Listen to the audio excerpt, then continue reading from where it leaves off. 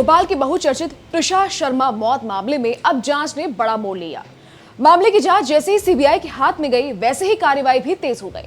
CBI ने त्रिशा के पति समर्थ सिंह और उनकी सास गिरिबाला सिंह के खिलाफ एफआईआर दर्ज कर ली है।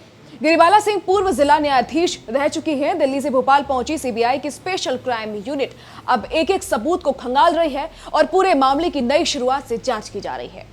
लेकिन इसी बीच भोपाल पुलिस की जांच पर बड़े सवाल खड़े हो गए। जिस मामले ने पूरे देश का ध्यान खींचा, उसी मामले में पुलिस की लापरवाही अब खुलकर सामने आई। सूत्रों के मुताबिक त्रिशा का दोबारा पोस्टमार्टम करने दिल्ली एम्स से जो मेडिकल टीम भोपाल पहुंची, उसे वो बेल्ट तक नहीं दिखाई गई, जिससे कथित तौर पर फंदा लगाया गया था। पुलिस ने टीम को बताया कि बेल्ट फिलहाल एफएसएल यानी फोरेंसिक लैब के पास जमा है। हैरानी की बात यह है कि इतने बड़े केस में सबसे अहम सबूत तक मौके पर मौजूद नहीं था। अब पुलिस एफएसएल टीम को पत्र लिख रही है ताकि वो बेल्ट दोबारा जांच टीम को दिखाई जा सके।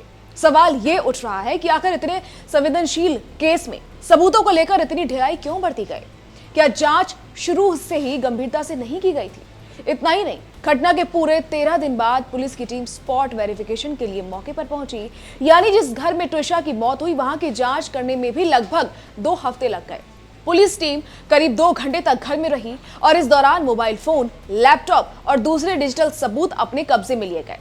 अब इन्हीं डिजिटल सबूतों के जरिए सीबीआई ये पता लगाने की कोशिश करेगी कि त्रिशा के साथ आखिर क्या हुआ था। शुरुआत से ही इस हाई प्रोफाइल केस में स्थानीय पुलिस की भूमिका सवालों के घेरे में रही। परिवार का आरोप है कि मामले को सही तरीके से हैंडल नहीं किया गया। वहीं सोशल मीडिया पर भी लगातार पुलिस की कार्रवाई पर सवाल उठ रहे हैं। लोगों का कहना है कि अगर शुरुआत से ही सबूतों को सही तरीके से सुरक्षित रखा जाता और वक्त पर जांच होती, तो कई अहम बातें अब तक सामने आ चुकी होती। दरअसल 33 साल की त्रिशा शर्मा का शव 12 मई को भोपाल के कटारा हिल्स इलाके में स्थित उनके ससुराल में फंदे से लटका मिला था। घटना के बाद मायके पक्ष ने गंभीर आरोप लगाए। परिवार का कहना है कि त्रिशा को दहेज के लिए परेशान किया जाता था और उसे मानसिक रूप से प्रताड़ित किया जाता था। मायके वालों ने पति और ससुराल पक्ष पर हत्या के लिए उकसाने तक के आरोप लगाए हैं। वहीं दूसरी तरफ ससुराल पक्ष का दावा बिल्कुल अलग है। उनका कहना है कि त्रिशा ड्रग्स की लत से परेशान थी और उसी तनाव में उसने आत्महत्या जैसा कदम उठाया। यानी दोनों पक्षों के दावे एक दूसरे से बिल्कुल अलग हैं और यही वजह है कि अब इस केस की जांच और ज्यादा अहम हो रही है। मामले ने इतना तूल पकड़ा कि देश की सबसे बड़ी अदालत तक को दखल देना पड़ा।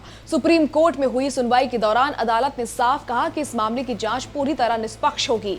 जस्टिस सूर्यकांत और जस्टिस जय माल्या बागची की बेंच ने भरोसा दिलाया कि जांच बिना किसी दबाव और बिना किसी पक्षपात के की जाएगी। साथ ही कोर्ट ने दोनों पक्षों को मीडिया में बयानबाजी से बचने की भी सख्त सलाह दी।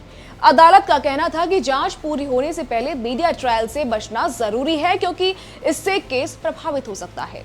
फिलहाल अब सबकी नजरें सीबीआई जांच पर हैं। लोग जानना चाहते हैं कि आगे त्रिशा शर्मा की मौत के पीछे सच क्या है। क्या ये सुसाइड थी या फिर किसी दबाव और प्रताड़ना का नतीजा? और क्या जांच में कोई बड़ी साजिश सामने आएगी? और सबसे बड़ा सवाल, क्या त्रिशा को इंसाफ मिल पाएगा?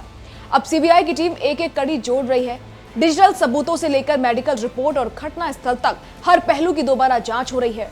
फिलहाल पूरे देश की नजर इसी हाई प्रोफाइल मामले पर बनी हुई है।